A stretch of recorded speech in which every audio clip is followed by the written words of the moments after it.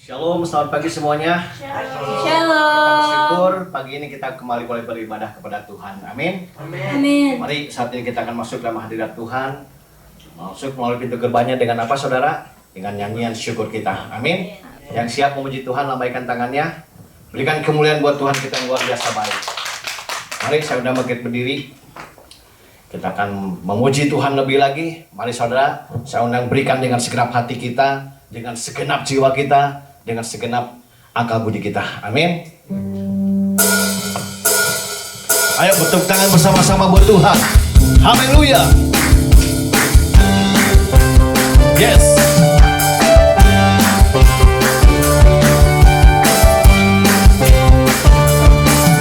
Tuhan Raja Maha Besar, mari datang menyembah Dia. Tuhan Raja, Tuhan Raja Maha Besar, mari datang menyembah Dia. Dia pencipta dunia ini, yang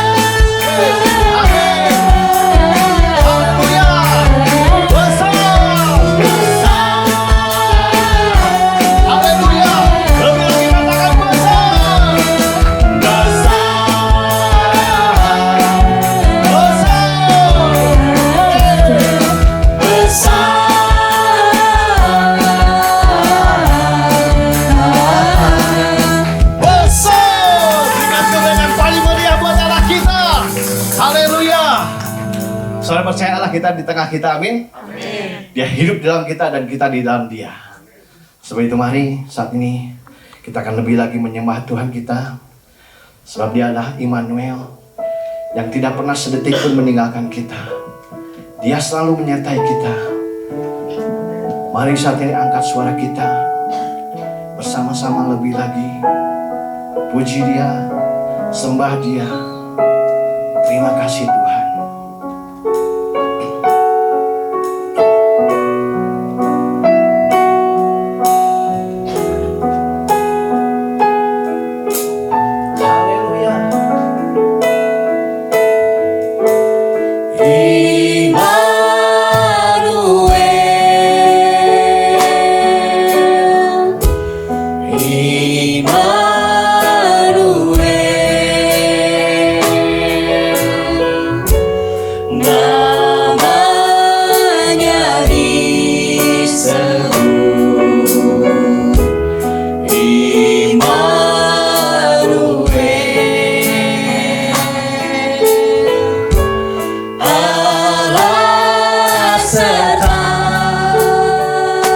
Silakan duduk.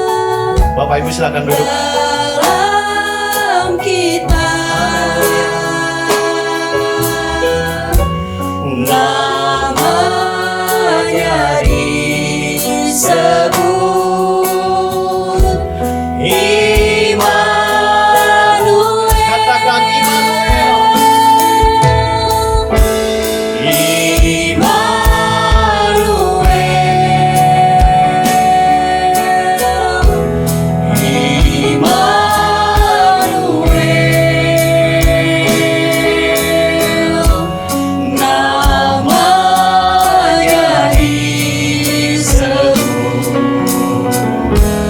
Immanuel.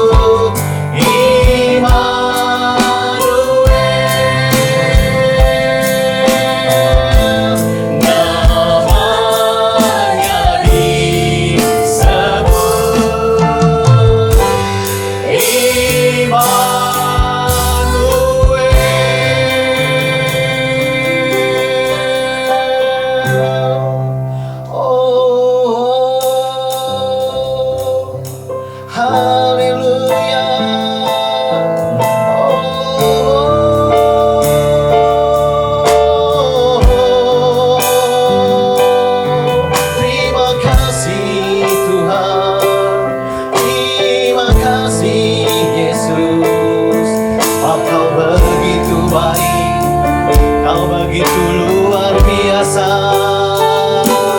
Terima kasih Tuhan, terima kasih Bapa, buat kasih setiamu Tuhan yang terus Kau curahkan bagi kami. Terima kasih, terima kasih Yesus, Yesus Tuhan, Allah yang baik. Haleluya, haleluya. Segala pujian bagimu, hormat dan kemuliaan bagimu selama-lamanya. Haleluya.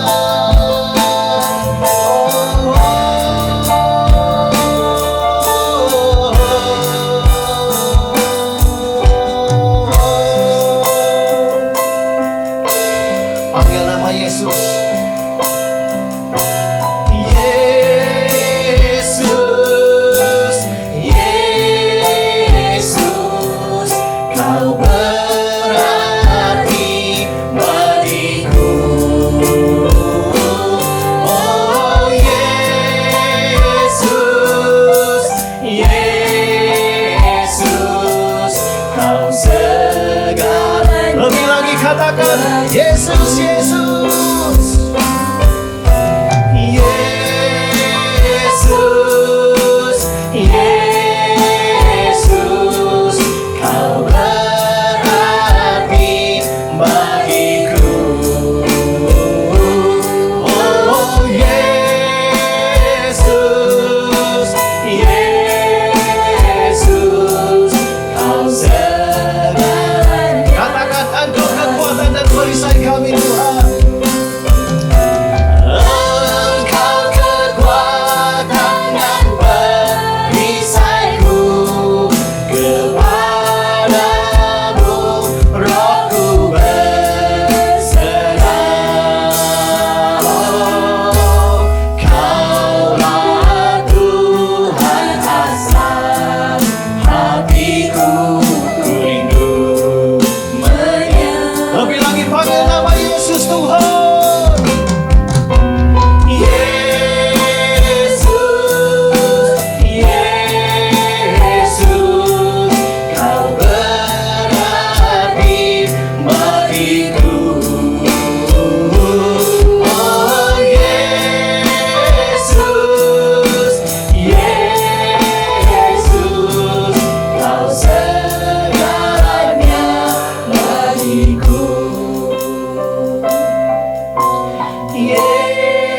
Yesus,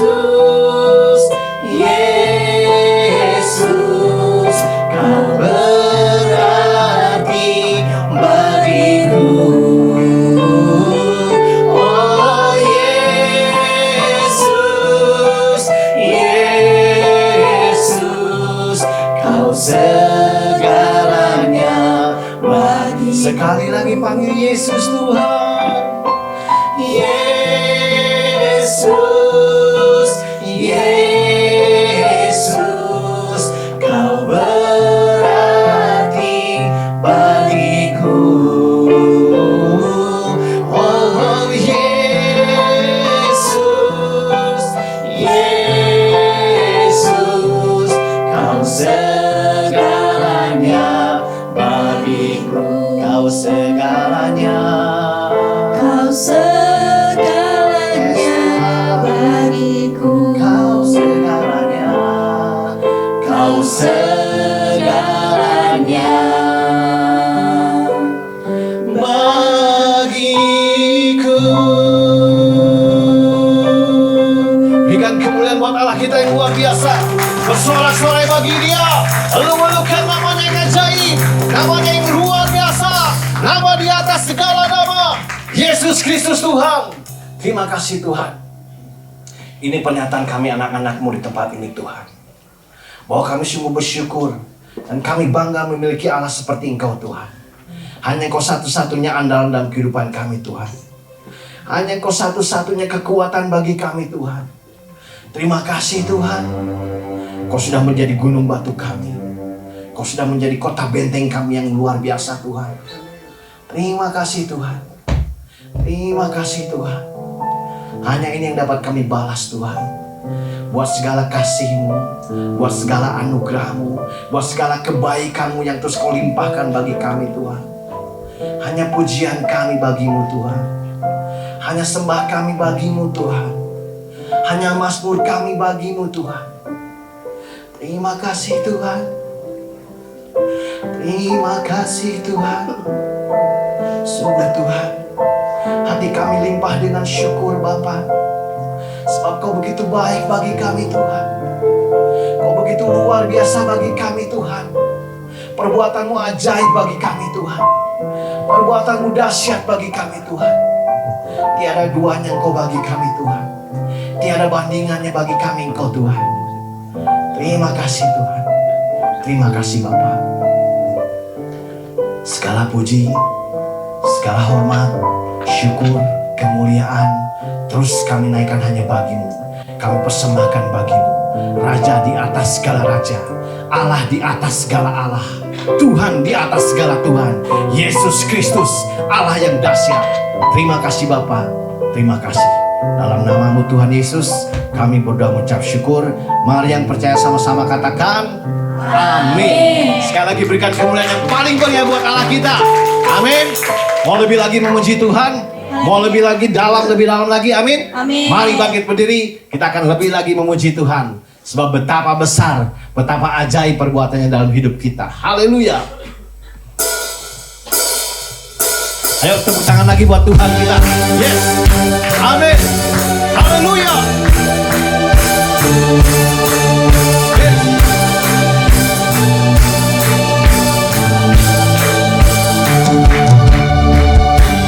Begitu besar kasih telah tercurah bagi dunia. Karya-Mu, kasih-Mu yang termulia, tiada terselami.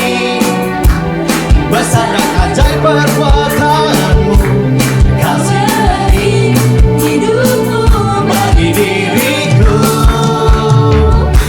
Tiada yang seperti-Mu, Kau berkuasa selamanya. Ku puji Kau selalu. Haleluya. Oh, betapa dalamnya, betapa lebarnya kasih setia-Mu.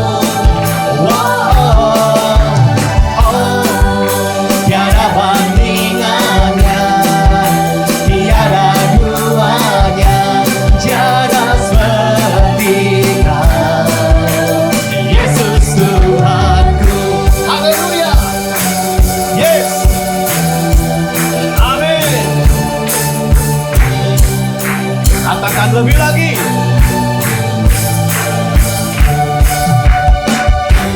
Begitu besar kasih telah tercurah bagi dunia. Karya-Mu, kasih-Mu yang termulia,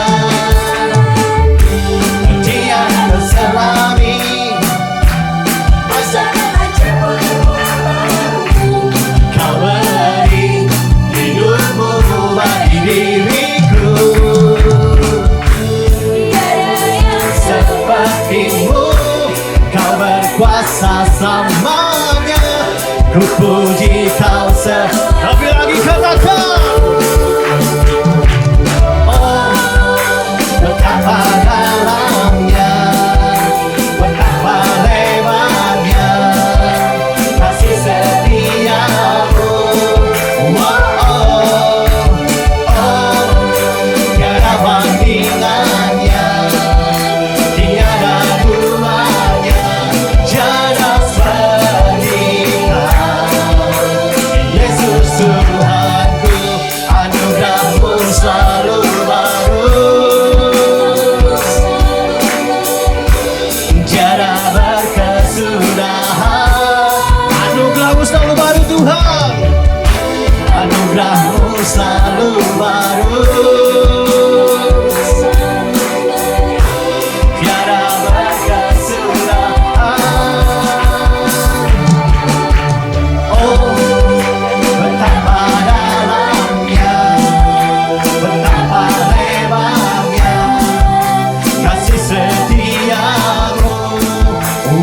oh,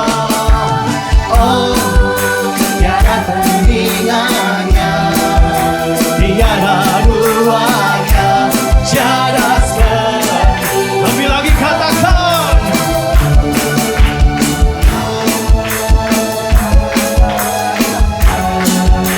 betapa lebarnya kasih setiamu.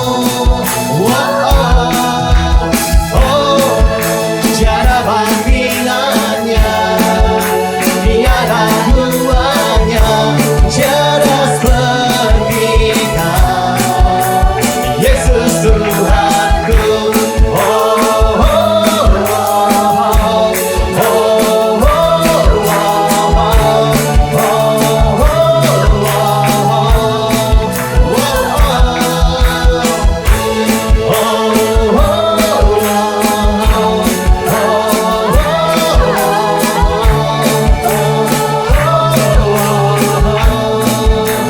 Yesus Tuhanku. Haleluya. Yes. Sebelum duduk berikan salam kiri kanan, katakan Allah kita dahsyat. Allah Haleluya. kita dahsyat. Silakan duduk.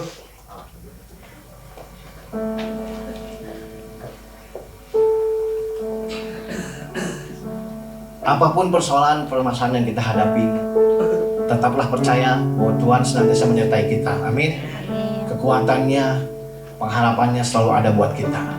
Sebab itu, apapun yang terjadi, tetaplah cintai Tuhan kita. Tetaplah setia kepada Tuhan kita. Amin.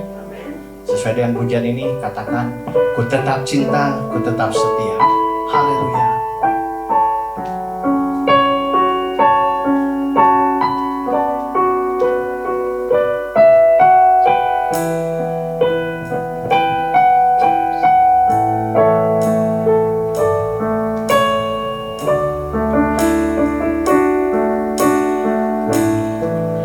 Ku tetap cinta, ku tetap cinta,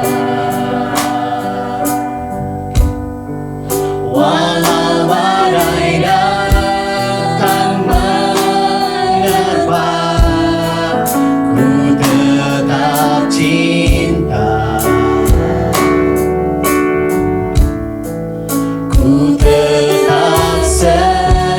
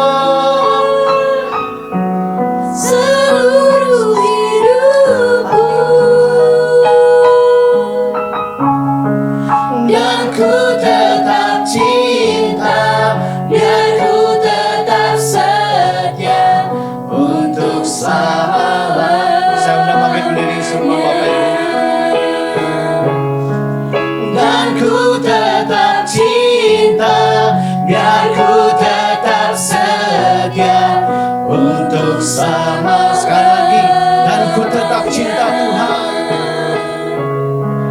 dan ku tetap cinta, biar ku tetap setia untuk selama-lamanya. Haleluya.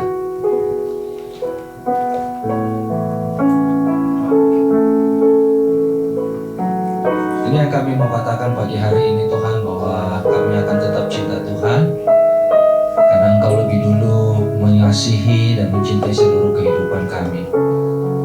Dan pagi hari ini Tuhan, izinkan kebenaran firman-Mu boleh berbicara kepada kami semua dan boleh mengubahkan hidup kami, sehingga setiap apa yang kami dengarkan tidak berlalu begitu saja, tetapi menjadi rema dan berkat bagi kehidupan kami. Berkati dan urapi hamba-Mu yang akan menyampaikan isi firman-Mu pada pagi hari ini, sehingga apa yang disampaikan benar berasal daripada Allah sendiri dan bersumber daripada Allah. Terima kasih Tuhan Yesus, kami siapkan hati kami mau dengarkan firman Tuhan. Haleluya. Amin. Silakan dulu Bapak dan Ibu.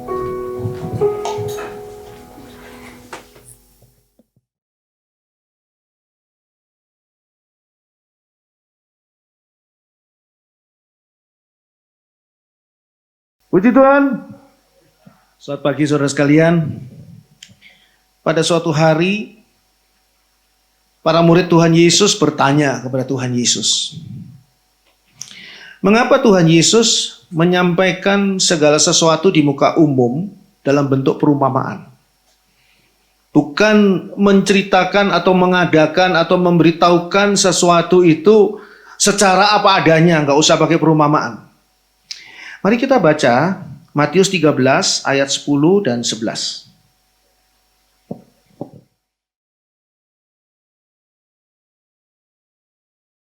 Matius 13 ayat 10 sampai dengan 11. Maka datanglah murid-muridnya dan bertanya kepadanya, "Mengapa engkau berkata-kata kepada mereka dalam perumpamaan?" Jawab Yesus, "Kepadamu diberi karunia untuk mengetahui rahasia kerajaan sorga, tetapi kepada mereka tidak." Jadi apa yang dikatakan oleh Tuhan Yesus di sini, kadang-kadang Tuhan Yesus berkhotbah dan berbicara dengan sangat jelas. Bahkan tidak perlu lagi diterangkan seperti khotbahnya di bukit. Mengapa? Karena semua itu adalah khotbah untuk membawa mereka bertobat. Membawa manusia-manusia yang saat itu belum mengenal Tuhan Yesus, belum bertobat, belum sungguh-sungguh hidup benar di hadapan Tuhan, itu bertobat. Tapi berbeda ketika Tuhan Yesus berbicara kepada para murid. Saudara dan saya adalah para murid. Murid-murid Tuhan Yesus. Sehingga kalau kita menerima firman Tuhan tentang pertobatan, itu adalah suatu hal yang baik. Sebab kadang-kadang kita juga ada yang mungkin masih terlewat, yang belum bertobat, masih hidup dalam dosa. Tapi kita perlu belajar. Belajar tentang kerajaan surga. Belajar tentang segala sesuatu yang menjelaskan kepada kita akan seperti apa kondisi dan keadaan yang akan terjadi di akhir zaman. Dikatakan di sini pada ayat 10 dan 11, ayat 10, maka datanglah murid-muridnya dan bertanya kepadanya, "Mengapa engkau berkata-kata kepada mereka," orang banyak, "dalam perumpamaan?" Ayat 11, jawab Yesus, "Kepadamu diberi karunia untuk mengetahui rahasia kerajaan surga." Berarti kalau kita boleh mengetahui tentang rahasia kerajaan surga, itu adalah karunia. Kita tidak lebih baik dari orang-orang itu. Hanya saja kita sudah menjadi murid Tuhan Yesus. Dikatakan selanjutnya, tetapi kepada mereka tidak. Kenapa? Karena mereka belum menjadi murid. Jadi ada tahapannya. Kalau saudara melihat tabernakel sudah sangat jelas. Tahapannya adalah mereka ini, orang-orang banyak ini ada di halaman. Sedangkan saudara dan saya ada di ruang kudus. Tempat Roh Kudus mendidik kita sesuai dengan firman Tuhan. Oleh sebab itu, apa yang disampaikan oleh Tuhan Yesus di sini adalah yang akan disampaikan pada Matius 13 selanjutnya. Ini adalah hal-hal yang sifatnya perumpamaan menunjukkan kepada apa yang akan terjadi. Kalau saudara sudah mendengarkan firman Tuhan ini pada bulan yang lalu, maka perumpamaan pertama adalah apa yang dijelaskan di situ tentang penabur. Matius 13 ayat 3 sampai 9. Mungkin kita nggak usah baca lagi karena sudah di bulan yang lalu. Tentang penabur. Sekarang kita masuk ke dalam perumpamaan yang kedua. Ada 6 perumpamaan di sini. Perumpamaan pertama tentang penabur dan ini perumpamaan kedua. Matius 13 ayat 24 sampai 30. Matius 13, 24 sampai dengan 30. Yesus membentangkan suatu perumpamaan lain lagi kepada mereka, katanya, hal kerajaan sorga itu seumpama orang yang menaburkan benih yang baik di ladangnya.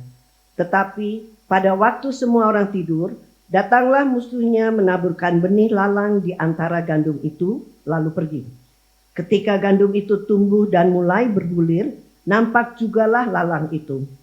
Maka datanglah hamba-hamba Tuan ladang itu kepadanya dan berkata, Tuan, bukankah benih baik yang Tuan taburkan di ladang Tuan? Dari manakah lalang itu? Jawab Tuan itu, seorang musuh yang melakukannya. Lalu berkatalah hamba-hamba itu kepadanya, jadi maukah Tuan supaya kami pergi mencabut lalang itu? Tetapi ia berkata, jangan, sebab mungkin gandum itu ikut tercabut pada waktu kamu mencabut lalang itu. Biarkanlah keduanya tumbuh bersama sampai waktu menuai. Pada waktu itu, aku akan berkata kepada para penuai, kumpulkanlah dahulu lalang itu dan ikatlah berberkas-berkas untuk dibakar. Kemudian kumpulkanlah gandum itu ke dalam lumbungku. Kalau pada perumpamaan pertama tentang penabur, itu menggambarkan bahwa di akhir zaman, penabur itu harus bekerja dengan lebih giat. Penabur ini adalah gambaran pengabaran Injil. Pengabaran Injil tidak boleh berhenti, bahkan harus lebih rajin di akhir zaman. Karena waktu kita sudah tinggal sedikit. Nah, di dalam perumpamaan kedua tentang lalang di antara gandum, ini menggambarkan pertumbuhan dalam gereja. Jadi ini sudah bukan pengabaran Injil, tapi pertumbuhan dalam gereja yang terbagi dalam 2 kelompok. Kelompok besar. Walaupun hanya benih firman yang baik yang sudah ditaburkan, pada ayat 24 dikatakan, Yesus membentangkan suatu perumpamaan lain lagi kepada mereka, katanya, hal kerajaan surga itu seumpama orang yang menaburkan, perhatikan di sana, benih yang baik di ladangnya. Jadi yang ditaburkan ini adalah firman Tuhan yang baik, benih yang baik. Benih yang pilihan, karena ini firman Tuhan. Tapi nanti dihasilkan hasil yang ternyata tidak sama. Ayat 25 mengatakan di sana, tetapi pada waktu semua orang tidur, datanglah musuhnya menaburkan benih lalang di antara gandum itu lalu pergi. Nah, kita tahu musuh dari Tuhan ini adalah kuasa kegelapan, adalah setan iblis. Kuasa kegelapan menaburkan benih lalang. Dan benih lalang ini ada di antara gandum. Jadi benih lalang juga ditaburkan di antara orang-orang gereja, orang-orang yang percaya. Lalang bedanya apa dengan gandum? Lalang itu bulirnya itu tidak ada isinya. Tidak berbulir bahkan. Sedangkan gandum ada bulirnya. Dan bulir gandum itulah yang nantinya dijadikan tepung dan roti. Nah, apa yang dikatakan selanjutnya di sana? Ketika gandum itu tumbuh dan mulai berbulir, tampak jugalah lalang itu. Lalang dan gandum dalam bentuk rupa di luarnya itu mirip. Bedanya cuma soal bulir, soal buah, soal hasil. Sehingga di sini saya tuh mau bertanya kepada saudara sekalian, mungkin saudara jawab dalam hati saudara saja. Tadi saya sudah sempat bertanya dengan 2 ibu-ibu di luar sana. Ketika Anda menjadi Kristen, apa yang terjadi dalam hidup Anda? Apa yang menjadi satu hal yang baru dalam hidup Anda? Kalau sekarang, kalau kita menjadi Kristen dan kita punya masa lalu yang jelek, dan sekarang setelah menjadi Kristen kita tetap punya masa lalu yang jelek, berarti kita tidak berubah. Tidak ada buahnya. Buah pertobatan nggak ada, buah di dalam melakukan firman Tuhan juga nggak ada. Jadi coba jawab dalam hati masing-masing. Ketika kita menjadi Kristen, buah apa yang kita hasilkan? Apa yang sudah kita hasilkan? Saudara sudah menjadi Kristen berapa lama? tahun, 10 tahun, 30 tahun, 40 tahun. Lalu setelah menjadi Kristen itu apa buah yang dihasilkan? Jangan bicara soal ibadah. Ibadah saya tiap minggu ibadah. Itu bukan buah, itu ibadah. Buah itu hasil dari hidup saudara. Karena saudara menjadi orang yang percaya pada Tuhan Yesus. Apa yang saudara hasilkan? Apakah saudara sudah membawa jiwa-jiwa? Memenangkan jiwa-jiwa, membawa, mengajak, merebut jiwa-jiwa yang harusnya berada di dalam neraka, dalam kondisi dosa, dan mereka dalam kondisi tidak tahu. Atau mungkin saudara mengajak teman-teman saudara yang saudara tahu dia Kristen tapi jauh dari Tuhan.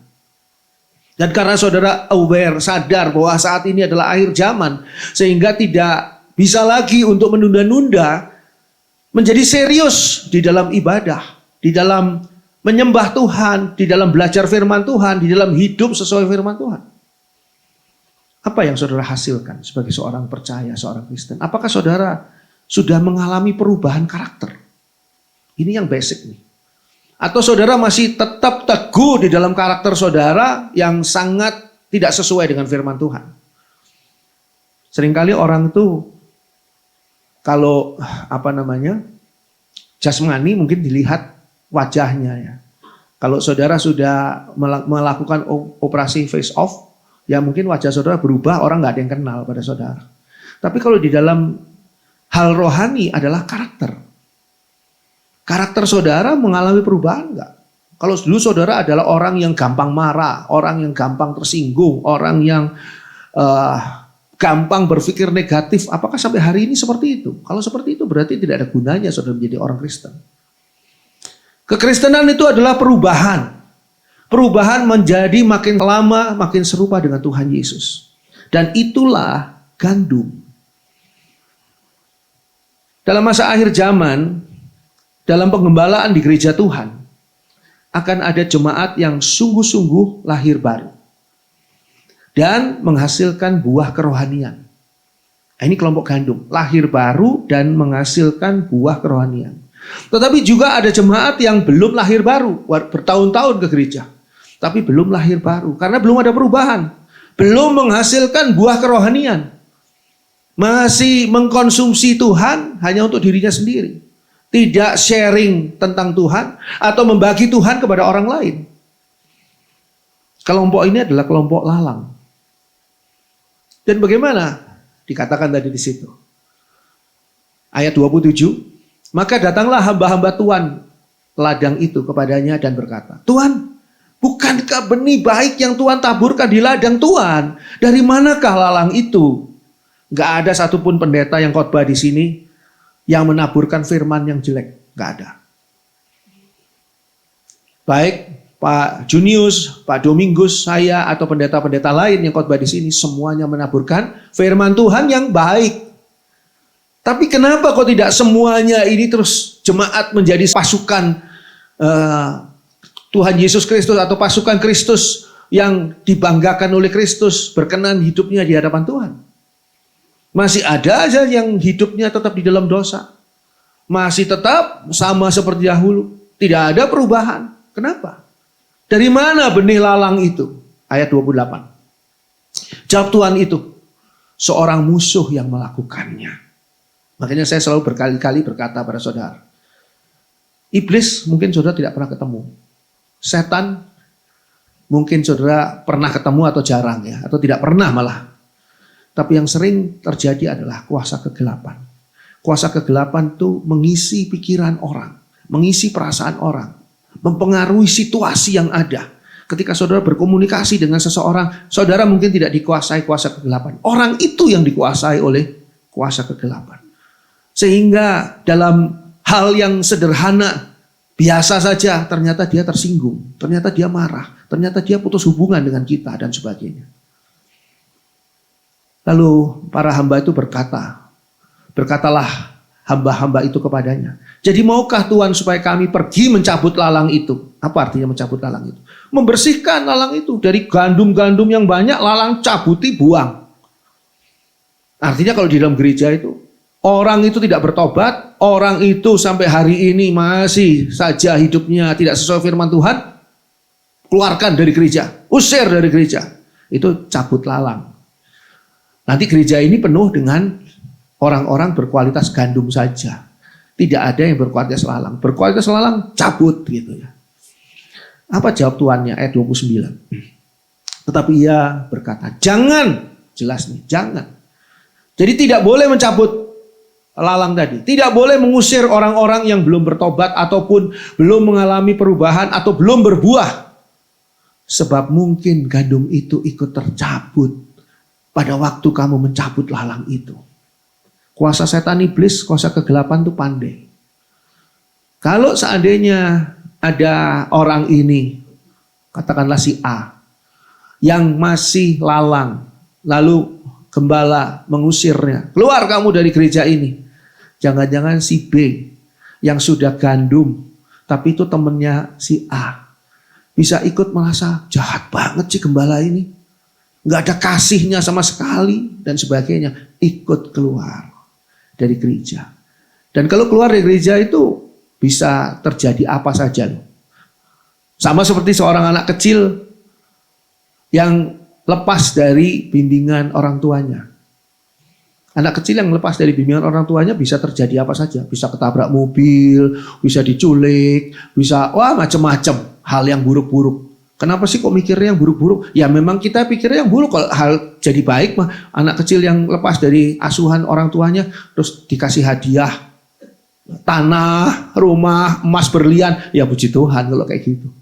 Itu hal yang baik. Tapi kan nggak begitu. Yang kita khawatirkan hal yang jelek. Dan itu adalah hal yang terjadi di dalam kerohanian. Ingat sekarang nih akhir zaman ini, informasi pengaruh negatif itu sangat cepat dan mudah. Sangat cepat dan mudah, ada di tangan saudara. Sekarang juga saudara kalau dengarkan khotbah saya ini, baik saudara di sini maupun di live streaming, sambil mainan handphone, ya saudara tidak akan pernah bisa menerima firman Tuhan ini sepenuhnya. Ya paling dengar-dengar sedikit. Mana sih yang lebih penting? Kalau lebih penting handphone saudara, kenapa saudara gunakan handphone itu di dalam gereja? Ya nggak usah datang aja, di rumah aja mainan handphone, gak usah ibadah, ya kan? Tahu nggak penting ibadah? Kalau merasa penting ibadah, merasa penting firman Tuhan, sekarang cuma 2 jam, luangkan waktu, nantilah WA dan sebagainya. Oke? Nah ini adalah hal yang terjadi. Ayat 30 mengatakan begini. Biarkanlah keduanya tumbuh bersama sampai waktu menuai. Jadi tumbuh bersama enggak terus-terusan. Enggak. Nanti sampai waktu menuai. Ada waktunya menuai. Pada waktu itu aku akan berkata kepada para penuai. Kumpulkanlah dahulu lalang itu dan ikatlah berberkas-berkas untuk dibakar. Kemudian kumpulkanlah gandum itu ke dalam lumbungku. Jadi jelas. Akan ada tempat yang terpisah antara gandum dan lalang. Di gereja duduk bersanding bersama. Gandum, lalang, lalang, gandum. Bersanding. Bersama.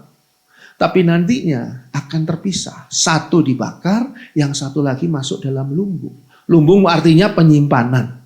Lumbung itu artinya tempat gandum. Di mana gandum itu berada. Kita akan masuk ke dalam surga yang Tuhan janjikan. Sementara yang dibakar ini berada di dalam neraka yang ngeri, yang kita tidak mau masuk ke sana. Awal mulai dari mana? Mereka sama-sama jemaat gereja, jemaat Tuhan. Awal mulanya dari perbedaan antara gandum dan lalang. Saya sering kali kadang-kadang melihat ya, kalau di dalam sebuah ibadah yang ribuan orang di YouTube dan sebagainya, ada ibadah-ibadah yang ribuan orang. Saya bertanya sama Tuhan, Tuhan, berapa banyak yang gandum dari mereka? Harapannya adalah 100% gandum. Tapi firman Tuhan tunjukkan di sini, enggak. Tidak akan 100%. Jadi dari setiap gereja, dari setiap komunitas orang Kristen, ada gandum, ada lalang. Dan yang lalang akan dibakar, yang gandum akan masuk lumbung. Kita teruskan, Matius 13 ayat 31 dan 32. Matius 13 ayat 31 sampai dengan 32. Yesus membentangkan suatu perumpamaan lain lagi kepada mereka, katanya, Hal kerajaan sorga itu seumpama biji sesawi yang diambil dan ditaburkan orang di ladangnya.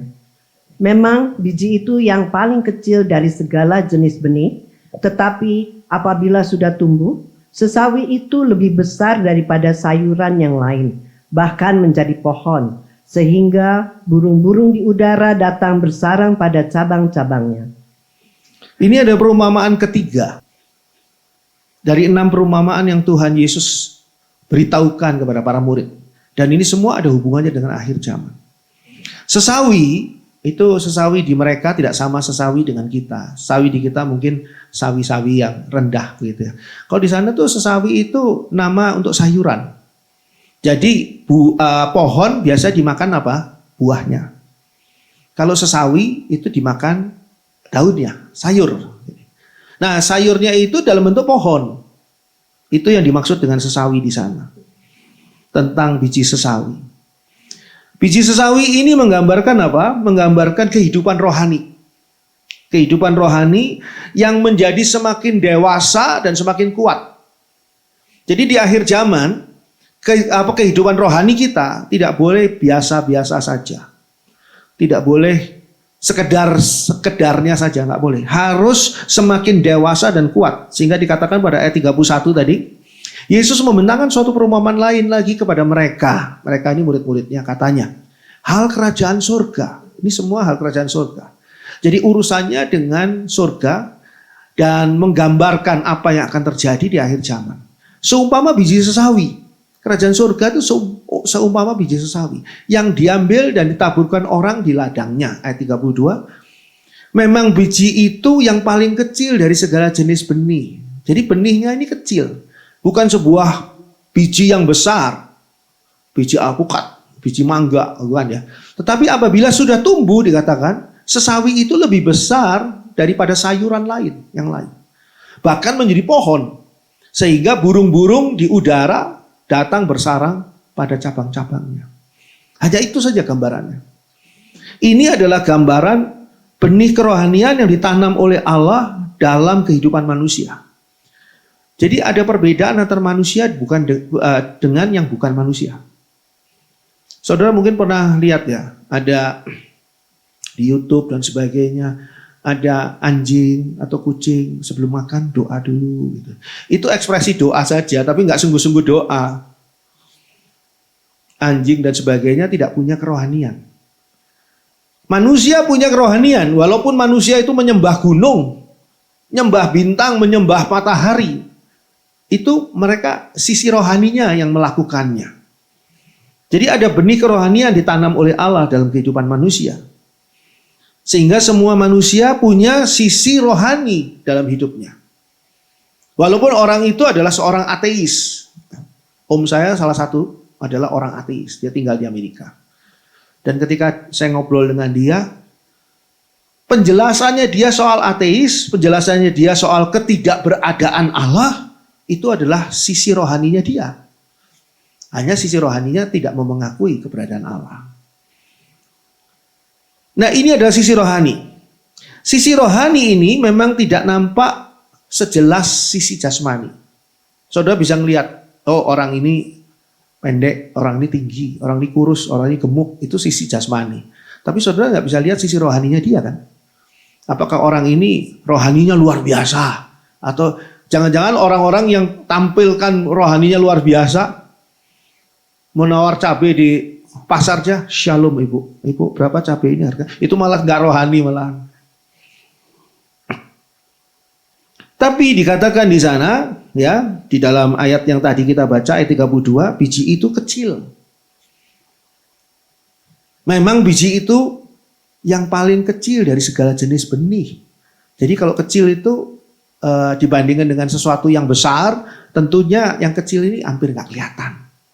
Jadi rohani itu sesuatu yang sisi yang tidak terlalu kelihatan bandingkan dengan sisi jasmani. Tetapi ketika kerohanian ini sudah tumbuh, tetapi apabila sudah tumbuh, sesawi itu lebih besar daripada sayuran yang lain. Tumbuh di sini adalah dewasa rohani. Ketika saudara menjadi dewasa rohani, Ini akan menjadi suatu pribadi yang kuat, digambarkan sebagai pohon. Saudara akan menjadi pribadi yang kuat. Sehingga banyak pihak lain akan menikmati keberadaan saudara. Di sini digambarkan burung-burung bersarang. Burung-burung itu adalah nomaden ya, pindah-pindah burung itu. Burung itu jarang di satu tempat. Tapi kalau dikatakan bersarang, berarti dia bangun rumah di situ, bangun sarangnya di situ. Dia nyaman di situ. Kita nggak bisa bujuk burung-burung itu, ayo bersarang di sini dong, nggak bisa. Nyaman. Karena apa? Karena dia sudah menjadi pohon, pribadi yang kuat. Pribadi yang kuat ini karena apa? Karena benih yang kecil, benih rohani tadi sudah bertumbuh menjadi dewasa rohani. Kalau saudara dewasa rohani, dengan sendirinya teman-teman saudara akan nyaman. Dan ketika mereka punya masalah, mungkin mereka sungkan datang kepada pendeta, sungkan datang kepada gembala. Tapi mereka cerita kepada saudara. Padahal saudara merasa, saya sendiri masih punya masalah. Saya sendiri masih punya masalah begitu banyak, sementara kamu kok cerita-cerita ke saya masalah kamu. Saya nggak bisa ngasih solusi loh. Biarkan saja, karena apa? Karena itu kenyamanannya dia. Saudara toh tidak sedang mencari tahu tentang masalah orang itu kan. Tapi orang itu bergaul dengan saudara dan merasa saudara itu adalah pribadi yang kuat. Nggak mungkin dia akan menceritakan masalahnya dia dan minta solusi pada orang yang tidak serius atau pada orang yang ya punya kepribadian yang tidak baik dan sebagainya. Jadi di sini ditunjukkan dalam masa akhir zaman harus terjadi pendewasaan rohani. Harus. Untuk menjadi apa? Pribadi yang kuat. Sehingga bisa menjadi berkat bagi banyak orang. Saudara tahu bahwa saudara harus menjadi serupa dengan Kristus. Orang seringkali berpikir begini. Serupa dengan Kristus itu tentu saja tidak serupa dengan wajahnya.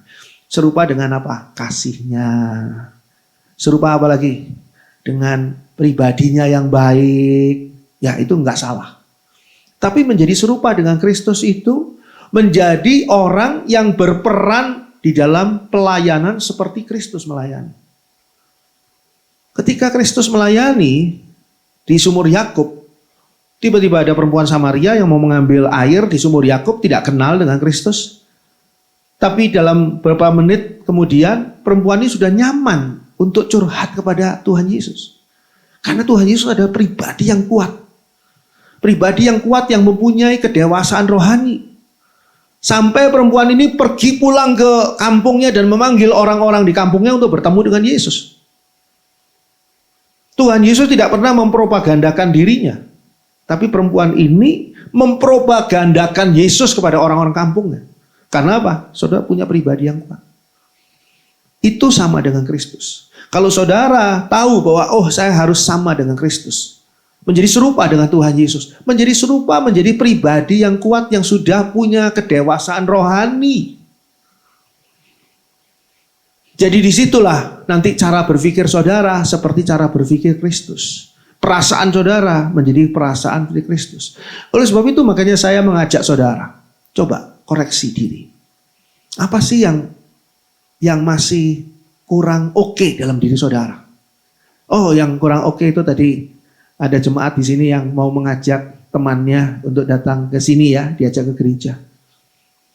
Tapi ternyata temannya ini biasa bangun siang. Gereja kamu pagi sekali jam 8. Jam 8 tuh nggak pagi loh. Sedang jam 6 pagi baru. Ada gereja-gereja banyak yang mulai jam 6 pagi. Jadi nggak jadi diajak karena apa? Ya, dia nggak bisa bangun. Mungkin sekarang juga masih tidur. Padahal dia punya segudang persoalan yang kalau dibawa ke Tuhan Yesus baru ada jalan keluar. Persoalan memang banyak dan besar. Tapi kalau dia tidak mau mengubah dirinya dia untuk serius, ya nggak bisa. Saudara punya persoalan dan saudara mau datang pada Tuhan Yesus. Tapi kalau saudara tidak serius datang pada Tuhan Yesus, ya nggak bisa. 12 tahun perempuan itu pendarahan. Kalau dia tidak serius merayap di bawah, menjamah jubah Yesus, ya nggak akan sembuh. Jadi di sini dibutuhkan apa di akhir zaman? Pendewasaan rohani. Supaya menjadi pribadi yang kuat dan menjadi berkat bagi banyak orang. Ini perumpamaan yang ketiga. Saudara dan saya itu tumbuh dari biji yang kecil menjadi pohon yang besar, tempat bernaung burung-burung. Kita masuk ke perumpamaan keempat. Matius 13 ayat 33. Matius 13 ayat 33. Dan ia menceritakan perumpamaan ini juga kepada mereka. Hal kerajaan sorga itu seumpama ragi yang diambil seorang perempuan dan diadukan ke dalam tepung terigu 3 sukat sampai khamir seluruhnya. Sekali lagi saya ingatkan tentang ragi. Ini sudah beberapa kali saya bicara soal ragi ya kepada saudara juga di dalam renungan-renungan. Jadi ragi itu butuhnya cuma sedikit. Nggak ada orang pakai ragi banyak. Ragi butuhnya sedikit. Dan ragi itu melakukan hal-hal yang sifatnya perubahan. Pekerjanya ragi itu dengan menghasilkan fermentasi pada bahan makanan. Entah itu ketan, entah itu mungkin bahan makanan yang lain, singkong, ya, jadi tape dan sebagainya. Tapi roti ya, adonan roti, ragi, butuhnya sedikit, lalu memberi pengaruh, memberi perubahan, dan perubahan yang terjadi oleh ragi itu sifatnya evolutif, tidak pernah revolusi, tidak pernah. Singkong, saudara kasih ragi, prok, langsung but, jadi colenak, nggak mungkin itu, gitu ya. Jadi harus semalaman, pelan-pelan, evolutif, tapi pasti berubah, dan tidak pernah demonstratif, nggak pernah mengeluarkan suara. Suara apa itu ya? Oh itu singkong dikasih ragi, jadi peyem, jadi tape, terus letak, nggak mungkin. Jadi ragi itu tidak demonstratif. Dan sifatnya juga evolutif. Bekerja dalam senyap. Nah, itu ragi. Bekerja dalam senyap dan tidak memamerkan. Tidak pamer. Yang dibentuk atau diubah itu apa? Struktur dari makanan itu. Kalau saudara lihat, singkong tadi tetap singkong bentuknya. Ketan tadi tetap ketan. Tapi strukturnya di dalamnya berubah. Tiba-tiba jadi manis, jadi empuk, dan sebagainya. Ini perumpamaan keempat tentang ragi. Ragi dalam tepung terigu. Dan ia menceritakan perumpamaan ini juga kepada mereka. Hal kerajaan surga itu, kembali lagi kerajaan surga, seumpama ragi yang diambil seorang perempuan. Jadi kenapa kok Tuhan Yesus selalu mengawali dengan hal kerajaan surga? Menunjukkan bahwa hal kerajaan surga ini adalah sebuah manifestasi yang sangat besar, yang tidak mungkin bisa dijelaskan pada satu sisi saja. Sehingga harus berbagai macam sisi, berbagai macam perumpamaan disampaikan supaya kita mengerti. Jadi di sini hal kerajaan surga itu seumpama ragi yang diambil seorang perempuan. Perempuan ini adalah gambaran gereja. Perempuan, ingat Tuhan Yesus sebagai mempelai pria dan gereja Tuhan sebagai mempelai wanita pada saat kedatangan Tuhan Yesus kembali. Jadi perempuan ini gambaran gereja. Gereja ini ya mengambil ragi dan dikatakan diadukkan ke dalam tepung terigu 3 sukat sampai khamir semua seluruhnya. Diaduk, jadi bukan cuma ditabur, tapi diaduk. Apa gambarannya? Gereja Tuhan ini memakai sebuah gerakan atau kerja yang jelas, yaitu ragi, yang memberi pengaruh, yang memberi perubahan dalam masyarakat manusia. Nah ini gereja. Gereja itu tidak demonstratif. Gereja itu bekerja secara evolutif. Senyap, tidak memamerkan, tapi memberi pengaruh dan perubahan. Jadi tidak ada misalnya gereja yang tawar-menawar dengan orang lain, sebuah perkampungan atau satu kelompok suku, nih saya kasih kamu mie instan, tapi kamu jadi Kristen ya. Itu bukan gereja. Gereja itu harus perlahan-lahan. cara kerjanya.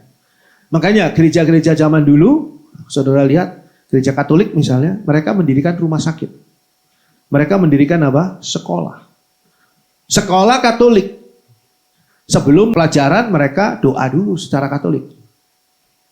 Atau di rumah sakit. Di rumah sakit itu setiap ruangan ada salibnya.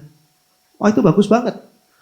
Walaupun orang yang sakit ini benci sama salib, dia mau nggak mau harus lihat salib. Itu evolutif. Itu tidak banyak keributan, tidak demonstratif. Senyap. Tidak terus orang tadi itu, dokter giginya misalnya, mau menangani pasiennya, kamu mau nggak jadi Kristen? Nggak mau jadi Kristen, saya cabut gigi kamu. Ah, itu bukan gereja itu. Bukan gereja. Justru gereja itu menolong dan memberitahu bahwa saya Kristen. Ya, beberapa kali lah sering. Saya di pertigaan memberi tanda terima kasih kepada Pak Ogah ya, Pak Ogah. Bukan Pak Ogah yang di Unyil ya, Pak Ogah yang di pinggir jalan itu ya. Terima kasih. Mereka terima kasih Pak, terima kasih Pak. Suatu ketika jawaban mereka, terima kasih Pak Haji. Saya nggak tahu apa yang penampilan saya apanya yang kayak Pak Haji. Saya langsung berhenti di pertigaan itu, berhenti di perempatan itu. Saya nggak minggir, berhenti di situ. Saya buka jendela. Saya beritahu, saya bukan haji. Betul kan faktanya? Jadi jangan panggil saya Pak Haji. Saya bukan haji. Saya adalah seorang Kristen. Saya kasih tahu, saya adalah pendeta. Oh, maaf Pak pendeta. Oke, saya jalan lagi. Itu kenapa? Karena saya mau menunjukkan kebenaran pertama. Karena saya memang bukan haji dan memang saya pendeta. Dan kedua adalah jangan dikira belas kasihan kemurahan ini hanya diberikan oleh seorang yang sudah haji. Orang yang belum haji pun bisa berbuat baik. Dan ini kebaikan yang Anda terima saat ini adalah dari seorang Kristen. Dari seorang pendeta. Jadi makanya saya di KTP pendeta, di SIM saya pendeta. Itu jangan sampai misalnya zaman dulu nih, karena ngebut dan sebagainya, terus diperiksa sama polisi, pendeta itu kita bikin malu jadinya. Kita harus melakukan hal-hal yang benar-benar bisa menunjukkan kualitas kekristenan. Secara apa? Secara senyap. Secara tidak demonstratif. Tapi hasilnya harus nyata. Seperti bekerjanya ragi yang menghasilkan fermentasi pada bahan makanan. Hasilnya harus nyata. Berapa banyak orang-orang yang sekolah di sekolah Katolik, ya zaman dulu sekolah Katolik ya, yang maju ya. Kalau sekarang ada sekolah Kristen juga. Yang setelah dewasa, mereka tuh gampang diinjili. Karena mereka sudah sering kali dengar bagaimana pengajaran Katolik di sekolah Katolik. Itu saya bilang satu hal yang efisien banget. Di akhir zaman. Gerakan misi, nah ini gerakan misi nih. Gerakan misi tidak harus sesuatu yang sifatnya demonstratif. Kita bagikan sembako di daerah ini, lalu spanduk dipasang. Sembako ini dari GPKDI Tabernakel Kasih. Enggak harus begitu. Itu malah jadi cemohan. Terus kita foto di depan spanduk itu. Itu bukan gereja. Gereja itu menolong dan sekali lagi tidak demonstratif. Tapi tidak ada salahnya kalau di dalam kantong sembako tadi kita tulis di situ. Dari GPKDI Tabernakel Kasih. Buat gerakan misi. Enggak ada salahnya kan. Lalu dikatakan di sana tepung terigu 3 sukat. Tepung terigu 3 sukat ini setara dengan 39 liter tepung kalau menurut catatan saya. Kurang lebih beratnya 50 pon. Ini untuk makan kurang lebih 100 orang. Nah, perempuan ini tuh siapa? Kok bikin adonan roti itu sebanyak tepung terigu 3 sukat yang untuk makan 100 orang? Perempuan ini tadi sudah saya katakan gereja Tuhan. Menggambarkan di sini bahwa kerajaan surga bukan untuk kalangan terbatas. Seringkali kan gini kita. Di YouTube atau di mana saja dah. Ditulis ini untuk kalangan terbatas. Itu salah. Karena apa? Digambarkan di sini bahwa kerajaan surga itu untuk banyak orang. Untuk konsumsi banyak orang. 100 orang ini gambaran banyak orang. 100 orang ini tentu bukan anak dan suaminya perempuan itu kan. Kalau anak dan suaminya perempuan itu paling berapa orang sih? Ini 100 orang adalah gambaran banyak. Ragi yang diambil seorang perempuan dan diadukkan ke dalam tepung terigu 3 sukat sampai khamir. Khamir itu sampai rata semuanya, seluruhnya. Diadukkan tadi saya sudah jelaskan, ini kerja keras. Ragi itu sendiri suatu sistem. Untuk apa? Untuk orang banyak. Jadi bukan untuk kalangan sendiri. Jadi salah kalau kita melakukan gerakan-gerakan misi ataupun gerakan-gerakan gereja Tuhan yang untuk kalangan sendiri. Di akhir zaman nggak boleh untuk kalangan sendiri, untuk orang banyak. Sekarang kita masuk ke dalam kondisi tepung ini yang sudah diberi ragi sampai khamir seluruhnya. Artinya proses ini harus secara serius dilakukan sampai betul-betul perannya tersebar merata. Di dalam masa akhir zaman, gereja Tuhan harus bekerja dalam sistem yang memberi pengaruh dan perubahan dalam masyarakat, manusia keseluruhannya, secara evolutif dan tidak demonstratif, seperti tadi saya sudah sebutkan. Prosesnya harus serius dikerjakan, harus ada program. Sampai betul-betul perannya itu tersebar merata. Bukan karena iseng. Kok iseng ya lagi jalan-jalan ke pasar, kok iseng ya. Gitu. Bukan, harus ada programnya. Harus ada program yang jelas. Bahwa pada hari itu saya harus ke sana, ini program misi. Yang di gereja kita ini belum. Sekarang ini saya minta tolong ke Pak Junius buat pimpin ini. Kita lihat sekarang perumpamaan yang kelima. Matius 13 ayat 44 sampai dengan 46. Matius 13 ayat 44 sampai dengan 46.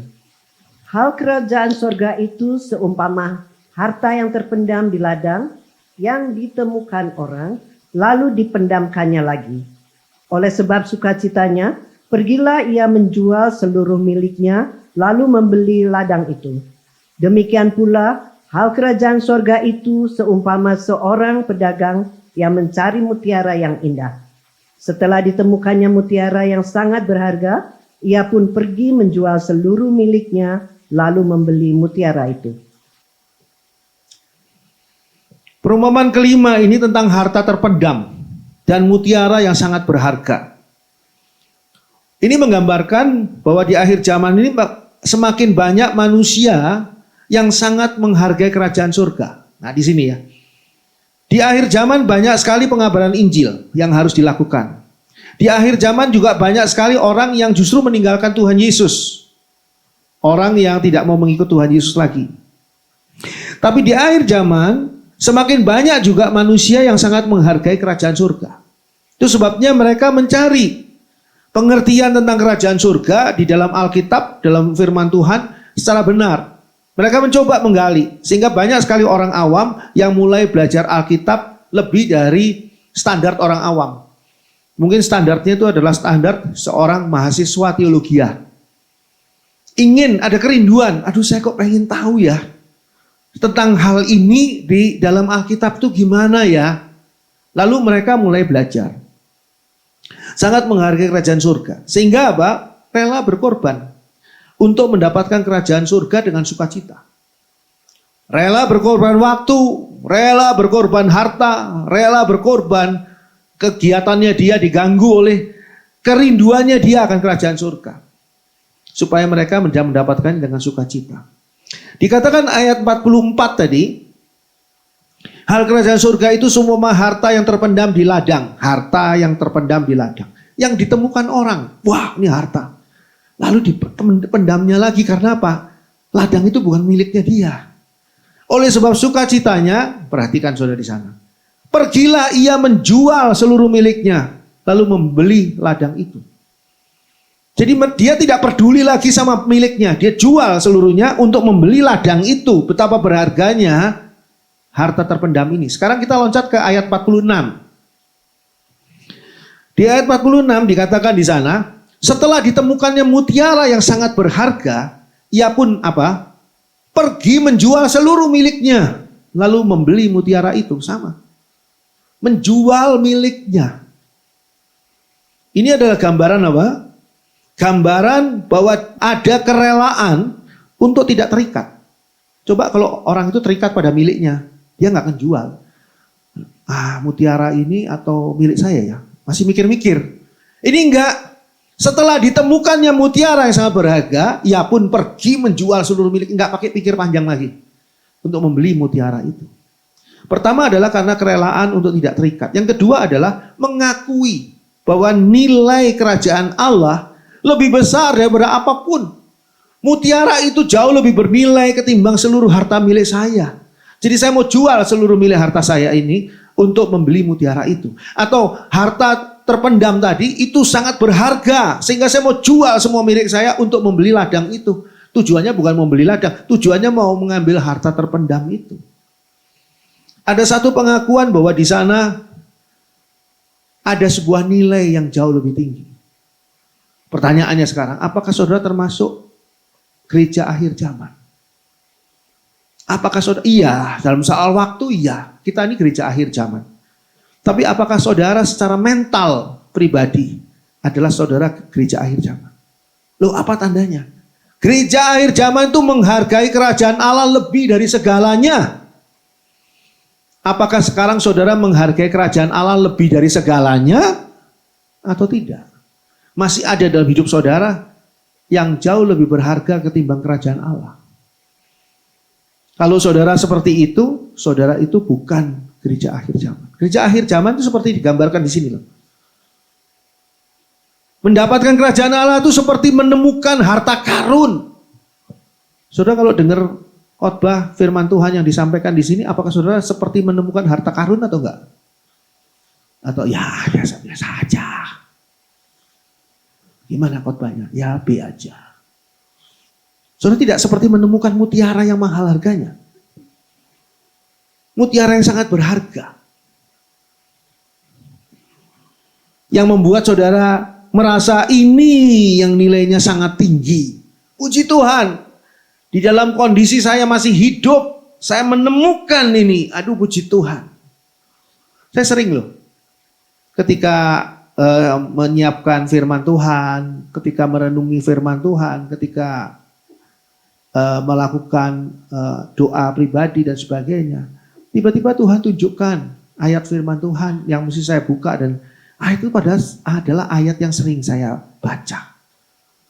Tapi sekarang itu Tuhan tunjukkan dimensi yang berbeda. Sehingga saudara mungkin masih ingat betapa sering pada waktu yang lalu saya cerita soal Kronos dan Kairos. Itu saya dapat dari Tuhan luar biasa. Pengertian itu membuat saya bisa memahami seluruh apa yang ada di Alkitab di dalam Kronos dan Kairos. Indah pada waktunya dan sebagainya itu paham banget. Saya nggak perlu ulangi ya. Tapi saya sering khotbahkan tentang itu, Kronos dan Kairos.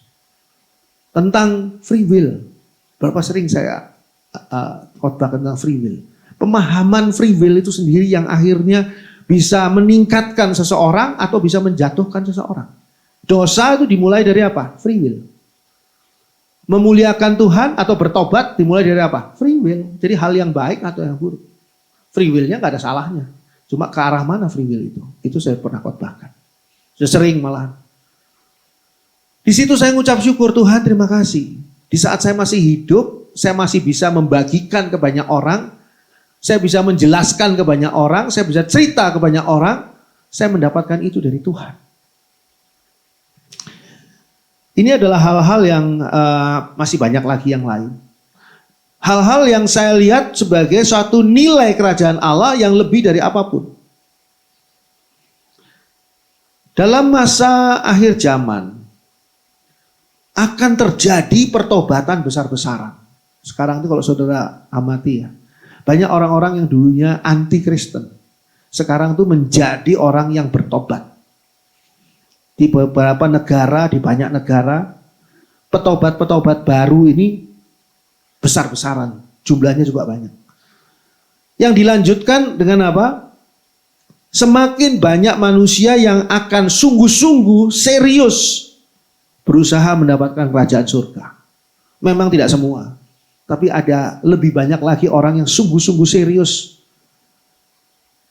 mengharapkan atau ingin mendapatkan kerajaan surga. Sehingga belajar sungguh-sungguh, memahami sungguh-sungguh, dan saya harap termasuk saudara ingin sungguh-sungguh mendapatkan kerajaan surga. Kerajaan surga itu bukan sesuatu yang murahan, yang bisa kita peroleh begitu saja karena kasih karunia. Tidak ada ya hal yang lebih serius ketimbang kerajaan surga. Karena apa? Karena kerajaan surga ini akan menjadi milik kita selama-lamanya. Ini akan menjadi warisan bagi kita selama-lamanya. Saudara mempersiapkan diri enggak dengan baik? Kalau saudara tidak mempersiapkan diri dengan baik, maka saudara tidak akan menerima apa yang sudah direncanakan untuk saudara. Sekarang perumpamaan yang ke-6, perumpamaan yang terakhir. Matius 13 ayat 47 sampai 50. Matius 13 ayat 47 sampai dengan 50. Demikian pula hal kerajaan sorga itu seumpama pukat yang dilabuhkan di laut, lalu mengumpulkan berbagai-bagai jenis ikan. Setelah penuh, pukat itu pun diseret orang ke pantai, lalu duduklah mereka dan mengumpulkan ikan yang baik ke dalam pasu dan ikan yang tidak baik mereka buang. Demikianlah juga pada akhir zaman, malaikat-malaikat akan datang memisahkan orang jahat dari orang benar, lalu mencampakkan orang jahat ke dalam dapur api. Di sanalah akan terdapat ratapan dan kertakan gigi. Perumpamaan ke-6 ini tentang ikan hasil tangkapan memakai pukat. Yang menggambarkan bahwa pada akhirnya semua manusia harus mempertanggungjawabkan kehidupannya. Tidak ada seorang pun yang tidak mempertanggungjawabkan kehidupannya. Ayat 47. Pukat ini adalah gambaran tindakan akhir zaman. Demikian pula hal kerajaan surga itu seumpama pukat yang dilabuhkan di laut, lalu mengumpulkan berbagai-bagai jenis ikan. Pukat ini adalah gambaran tindakan akhir zaman yang berlaku secara sekaligus. Saudara kalau memakai pukat, saudara akan menangkap ikan itu sekaligus. Berapa ratus ekor gitu. Makin besar pukatnya. Nah, sekarang tuh ada sistem pukat harimau yang dipasang, sengaja dipasang di tengah-tengah laut untuk tinggal ditarik, buat itu hasilnya banyaknya bukan main di situ. Bukan seperti pancing. Kalau pancing kan satu-satu, satu dapat itu pancing. Ini pukat. Jadi sekaligus. Pukat tuh berbicara tentang sekaligus atas semua orang. Dikatakan di sini berbagai-bagai jenis ikan. Jadi bukan cuma ya satu jenis ikan saja. Berbagai jenis ikan menggambarkan apa? Menggambarkan semua orang. Kita ini kan orang berjenis-jenis macam-macam ya. Jenis karena suku, karena pendidikan, latar belakang, budaya dan sebagainya. Kita kan macam-macam nih.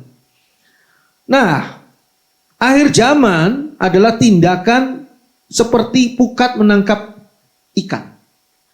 Semuanya akan terjaring di sana. Ayat 48 dikatakan di sana setelah penuh.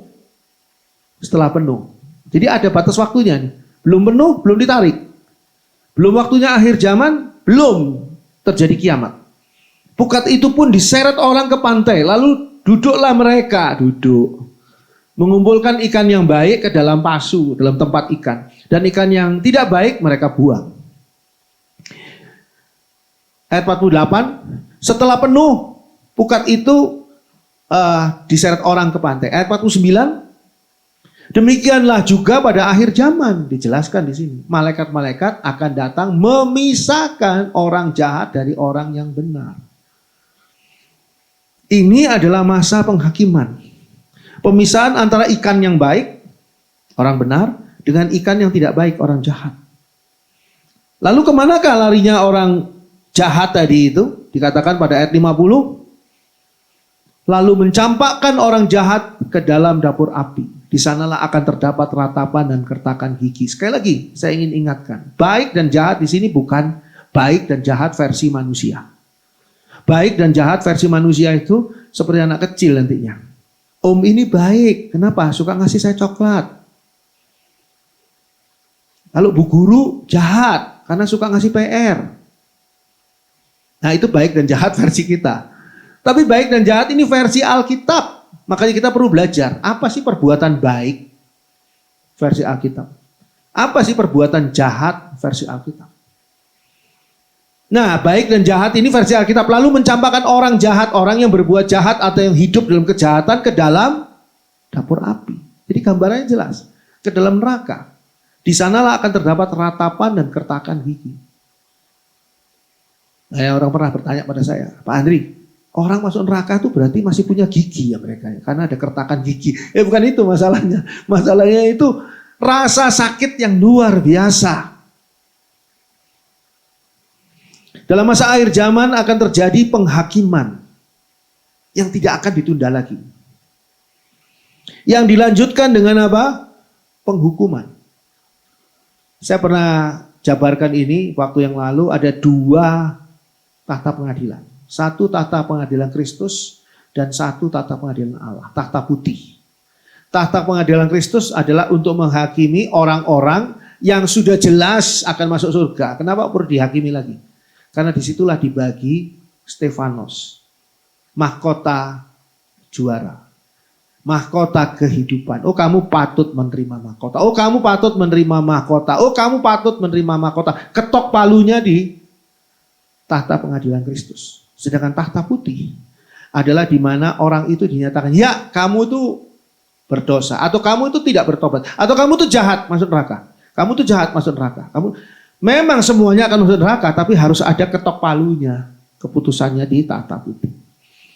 Jadi di akhir zaman akan terjadi penghakiman yang tidak akan ditunda dan dilanjutkan dengan penghukuman. Sehingga apa? Gereja Tuhan harus benar-benar mempersiapkan diri. Serius, sekali lagi kata kuncinya serius mempersiapkan diri dalam menyambut kedatangan Tuhan Yesus kembali. Sebab apa? Tadi tidak dikatakan. Oh ikan-ikan yang Kristen, ikan-ikan yang gereja Tuhan tidak ikut dibuang. Tidak ikut masuk dapur api, enggak. Tapi semua orang yang jahat, termasuk orang gereja Tuhan. Jadi kalau saudara melihat itu orang Kristen, jahatnya bukan main, itu pendeta jahatnya bukan main. Tinggalkanlah itu, biarkanlah itu untuk penghukuman Allah. Nanti ada waktunya. Tidak akan dibiarkan oleh Allah orang jahat itu. Orang itu kok jahat sekali ya, orang itu kok begini ya, dan sebagainya. Saudara tidak usah menghakimi. Saudara tidak pernah diangkat menjadi hakim. Ingat, saudara tidak dihonor juga jadi hakim. Malah saudara dimarahi, ditegur kalau jadi hakim. Kita itu bukan Allah. Gereja Tuhan harus benar-benar mempersiapkan diri dalam menyambut kedatangan Tuhan Yesus kembali. Sekarang ayat terakhir, Matius 13, ayat 34 dan 35. Matius 13 ayat 34 dan 35. Semuanya itu disampaikan Yesus kepada orang banyak dalam perumpamaan, dan tanpa perumpamaan suatu pun tidak disampaikannya kepada mereka, supaya genaplah firman yang disampaikan oleh Nabi. Aku mau membuka mulutku mengatakan perumpamaan, aku mau mengucapkan hal yang tersembunyi sejak dunia dijadikan. Tuhan Yesus sengaja menyampaikan semua petunjuk itu dalam perumpamaan. Jadi sengaja. Dikatakan di sana pada orang banyak, ya, ayat 34 dikatakan di sana, semua itu disampaikan Yesus kepada orang banyak, bukan cuma kepada murid. Kepada orang banyak, tapi hanya murid yang mengerti. Itu sebabnya Bagaimana ya, banyak orang membaca Alkitab, tapi tidak semuanya mengerti Alkitab. Ada orang-orang yang mempelajari Alkitab itu sebagai ilmu. Ilmu perbandingan agama di perguruan tinggi mereka yang bukan Kristen. Tapi mereka tidak bertobat menjadi Kristen. Kenapa? Karena tidak mengerti. Bagaimana caranya mereka bisa mengerti? Kita harus datang kepada mereka dan menjelaskan kepada mereka. Kita harus mengabarkan Injil kepada mereka. Supaya mereka yang sudah baca Alkitab, mungkin lebih hafal dari kita Alkitabnya, ayat-ayatnya lebih hafal. Dengan kita datang, kita akan membawa mereka untuk datang kepada Tuhan Yesus. Tuhan Yesus sengaja menyampaikan semua petunjuk itu dalam perumpamaan. Karena petunjuk itu hanya untuk para murid. Semuanya itu disampaikan Yesus kepada orang banyak dalam perumpamaan, dan tanpa perumpamaan suatu pun tidak disampaikannya kepada mereka. Jadi perumpamaan itu penting sekali. Itu komunikasi kepada para murid. Mazmur 78 ayat 2. Pernah mengatakan bahwa Tuhan Yesus akan mengatakan perumpamaan dan menyampaikan rahasia-rahasia sejak dunia dijadikan.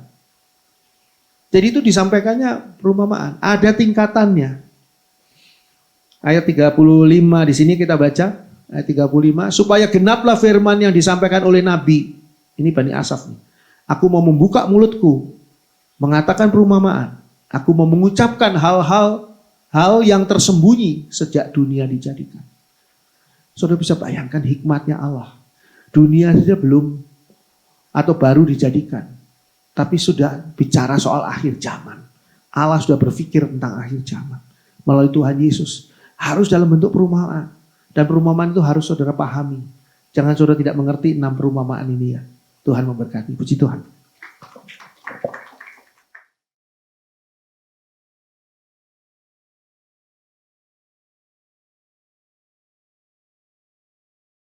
Ajarku berharap hanya padamu.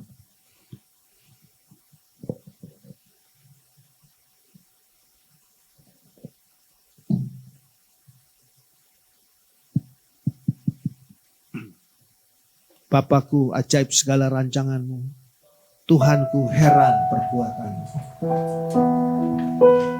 Engkau sanggup mengadakan segala yang kuperlukan. Menurut kehendakmu terjadilah.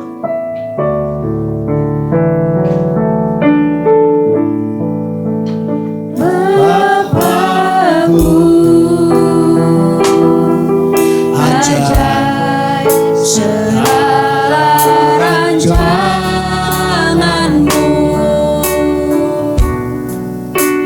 Tuhanku, heran perbuatanmu.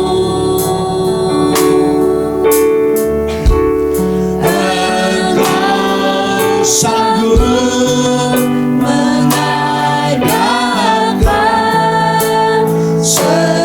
segala yang ku perlukan. Menurut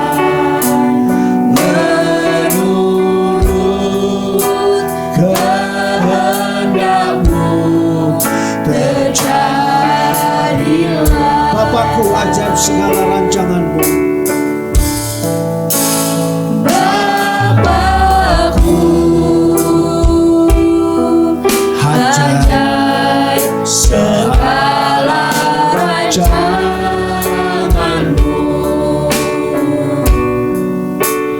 Tuhanku,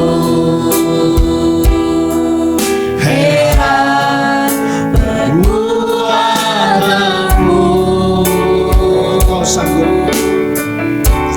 Engkau sanggup mengadakan segala yang ku perlukan. Menurut kehendakmu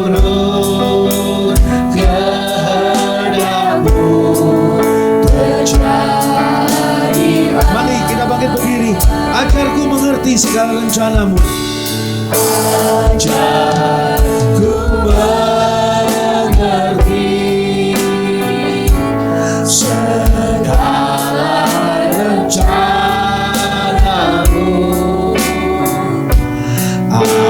ajarku berserah hanya padamu. Pimpinlah jalanku Dalam terang firman-Mu. dalam terang firman-Mu. Ajarku berharap. Ajarku berharap hanya padamu. Ajarku mengerti segala rencana-Mu. Ajarku mengerti segala rencana-Mu. Ajarku berserah hanya padamu. Pimpinlah jalanku. Pimpinlah jalanku dalam terang firman-Mu. Ajarku berharap. Ajarku berharap hanya Ajarku berharap hanya padamu. Ajarku berharap Hanya padamu. hanya Ajarku berharap hanya padamu.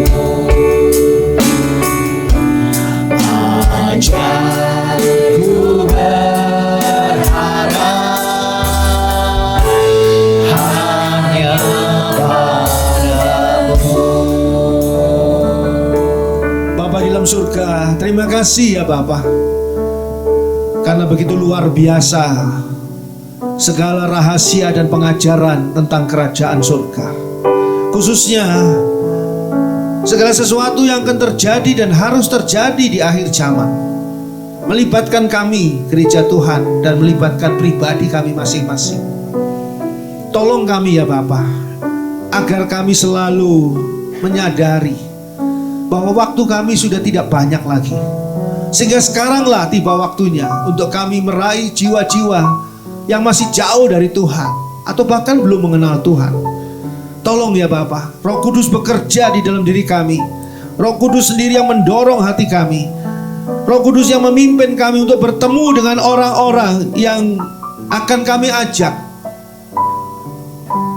beribadah bersama kami di gereja ini, supaya mereka juga bertumbuh rohani sedemikian rupa sehingga pada waktu Tuhan Yesus datang, Tuhan Yesus mendapati kami semua gereja Tuhan sudah layak di hadapan. Terima kasih Bapa. Kami serahkan hidup kami masing-masing dengan segala persoalan kami ke dalam tangan Tuhan. Kami percaya tidak ada satupun persoalan yang terlalu besar untuk Tuhan. Oleh sebab itu Tuhan tolong bukakan jalan, beri jalan keluar. Tolong ya Bapa, teguhkanlah iman kami, dan kami percaya kami akan melihat kemenangan karena Tuhan. Di dalam nama Tuhan Yesus kami berdoa. Haleluya. Amin. Puji Tuhan. Silakan duduk. Ya, puji Tuhan. Nanti kita tanggal 28 Februari 2024 kita akan berulang tahun. Kita GPKDI Tabernakel Kasih berulang tahun tanggal 28 Februari ya. Saudara juga masih ingat ya, ini ulang tahun ke-8. Jadi selamat ulang tahun untuk GPKDI Tabernakel Kasih ya. Saya berharap ini kita nggak ada acara yang khusus, tapi saya berharap tanggal 28 Februari saudara bisa menaikkan doa untuk gereja kita supaya GPKDI Tabernakel Kasih ini lebih dipakai oleh Tuhan sebagai alat Tuhan di akhir zaman dan berkenan di hadapan Tuhan. Doakan pergumulan-pergumulan gereja, saya rasa saudara sudah tahu, tidak usah disebutkan, mungkin saudara sudah paham tentang ini. Dan saya harap tim doa ini jalan dengan lebih serius dan lebih giat. Ini tim doa ini masing-masing jalan di rumah, jadi saya nggak pernah dapat laporan, terus terang jujur nih, jujur. Nggak pernah dapat laporan apa-apa dari tim doa yang backup gereja. Ya, begitu juga jemaat yang ada di live streaming, baik di dalam kota Bandung atau di luar kota Bandung maupun di luar negeri. Saya harap bisa dukung doa buat kami di tanggal 28 Februari juga. Ya, lalu persiapkan diri untuk kita sama-sama mengikuti dan mendapat berkat dari perjamuan kudus pada kebaktian Minggu tanggal 3 Maret 2024 yang akan datang, minggu depan, jam 8 pagi. Disertai dengan kesempatan pemberian persembahan persepuluhan. Siapkan diri sungguh-sungguh, supaya berkat dan kuasa perjamuan kudus menjadi milik kita masing-masing. Hadirilah persekutuan The Lantern, anak muda ini, dalam acara bersaksi lewat kartu The Lantern.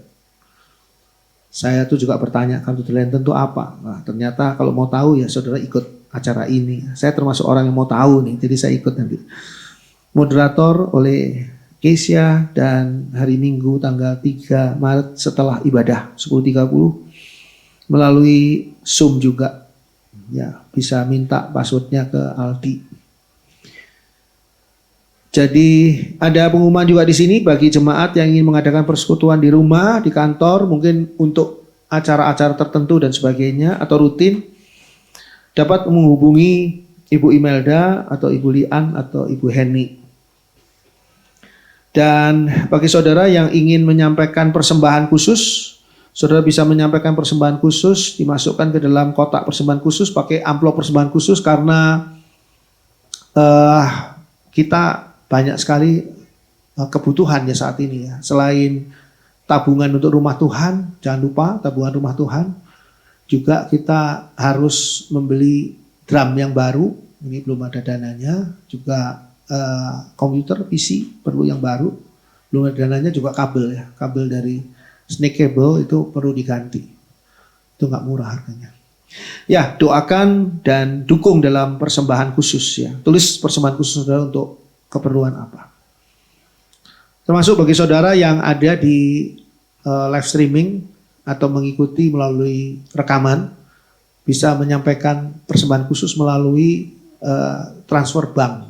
Ada untuk persembahan khusus, nomor rekeningnya ada untuk persembahan khusus. Tolong diberitahukan persembahan khususnya itu untuk apa. Saya rasa itu, dan mungkin saudara belum kenal pemimpin pujian kita hari ini, Pak Erwin, ini membantu kita di sini.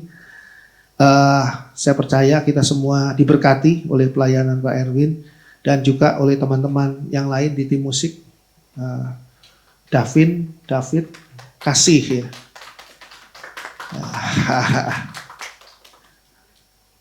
Kasih David. Ini kayaknya David dan David ini saudara nih kayaknya. Cuma beda huruf belakangnya aja.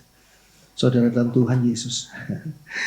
Oke, itu saja, dan backing vokal sudah sangat terkenal. Ya, nggak usah dikenalkan lagi. Tuhan memberkati. Tuhan.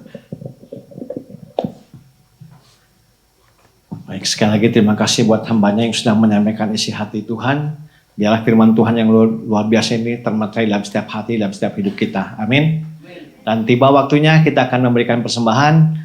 Mari berikan yang terbaik dengan sukarela dan dengan sukacita. Amin. Amin. Baik, sambil kita angkat pujian.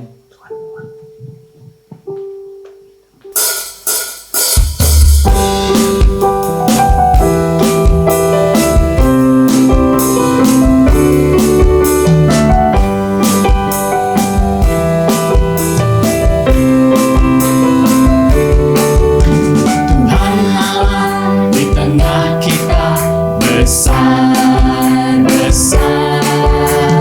dia senangkan dan girakan dengan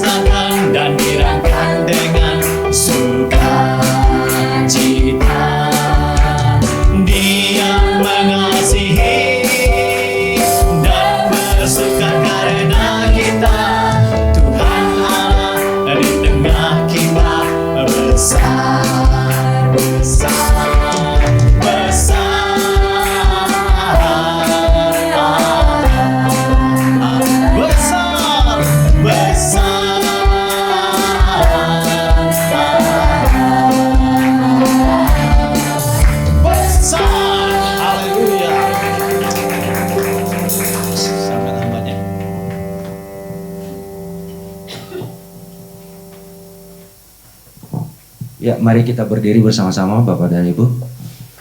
Bapak, kami bersyukur pada pagi hari ini kami diberikan kesempatan oleh Tuhan boleh beribadah bersama-sama, menyembah, memuji nama Tuhan dan mendengarkan firman Tuhan. Dan segala hormat kemuliaan kami kembalikan kepada Tuhan saja. Biarlah setiap pujian, penyembahan kami, doa kami, firman-Mu yang kami dengarkan menjadi persembahan yang harum, yang hidup dan berkenan di hadapan Tuhan. Terima kasih Tuhan, berkati juga hamba-Mu yang sudah menyampaikan firman-Mu bagi kami semua. Pada pagi hari ini, Kau terus pakai dengan pengurapan yang baru daripada Tuhan, dengan singkapkan rahasia-rahasia kebenaran firman-Mu lebih dalam lagi ya Tuhan, dan pakai di dalam memimpin, menggembalakan seluruh jemaat Tuhan di tempat ini. Apapun yang menjadi pergumulan, rencana, cita-cita hamba-Mu ke depan, kiranya yang terbaik daripada Tuhan terjadi dan turun atas seluruh kehidupannya secara pribadi maupun dalam kehidupan keluarganya ya Bapak. Terima kasih. Kami berdoa buat persembahan yang sudah dibawa di hadapan Tuhan pada pagi hari ini. Tuhan sendiri yang akan memberkati dengan berlimpah kali ganda lewat setiap pekerjaan tangan seluruh jemaat Tuhan, baik yang dibawa di tempat ini maupun yang ditransfer lewat Bapak. Tuhan berkati dengan berlimpah kali ganda bagi seluruh kehidupan mereka ya Bapak. Terima kasih. Terima kasih, kami serahkan hidup kami ke dalam tangan Tuhan saja di sepanjang minggu ini dan bahkan sampai 1 bulan dan 1 tahun ke depan ini. Kami mohon Tuhan pimpin kami dan tuntun pegang tangan kami dengan kuasa Roh Kudus, sehingga kami boleh berjalan dalam kebenaran, hidup seturut dengan firman-Mu dan sesuai dengan kehendak-Mu. Bahwa kami semakin hari bertumbuh dalam pengenalan akan Tuhan dan juga semakin hari semakin serupa dengan Kristus di dalam segala hal bagian kehidupan kami. Terima kasih Bapak, kami mengucap syukur dan berdoa buat kasih karunia Tuhan dan kesempatan yang indah buat kami semua di pagi hari ini. Dan kami akan pulang ke rumah kami masing-masing atau kami melanjutkan aktivitas yang lain. Dan sebelum kami pulang, kami mau buka hati kami mau angkat kedua tangan kami mau terima berkat daripada Tuhan. Bapak dan Ibu sekalian, mari buka hatimu dan angkat kedua tanganmu dan terima berkat daripada Tuhan. Tuhan melindungi dan memberkati engkau. Tuhan menyinari engkau dengan wajah-Nya dan memberikan engkau sukacita. Tuhan menghadapkan wajah-Nya kepadamu dan memberi engkau damai sejahtera, sukacita, kebahagiaan, berkat yang berkelimpahan. Tuhan senantiasa curahkan dalam kehidupan keluargamu, anak-anakmu, menantumu, cucumu, semuanya diberkati oleh Tuhan. Apapun yang dikerjakan oleh tanganmu dibuat berhasil oleh Tuhan. Hikmat, kebajikan, dan kemurahan hati Allah menyertai setiap langkahmu kemanapun engkau pergi. Mulai saat pagi hari ini sampai Maranatha Tuhan Yesus datang kedua kali. Di dalam nama Tuhan Yesus Kristus kami berdoa dan mengucap syukur buat ibadah pagi hari ini. Haleluya. Bapa, terima kasih. Bapa, terima kasih. Bapa di dalam surga, kami berterima kasih.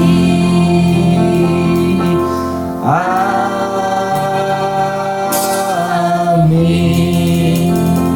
Silakan duduk Bapak dan Ibu, kita bersaat teduh sejenak.